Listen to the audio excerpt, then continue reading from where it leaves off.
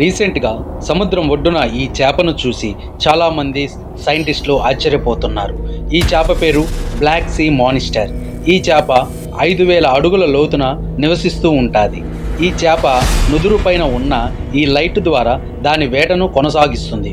సూర్యకాంతిని కూడా చూడలేని ఈ చేప సముద్రపు ఒడ్డున ఉండటం చూసి అందరూ ఒక్కసారిగా ఆశ్చర్యపోయారు. అదేవిధంగా డూమ్స్డే ఫిష్ కూడా ఫిబ్రవరిలో మెక్సికోలోని సముద్రం ఒడ్డుకి రావడం కొందరు గమనించారు.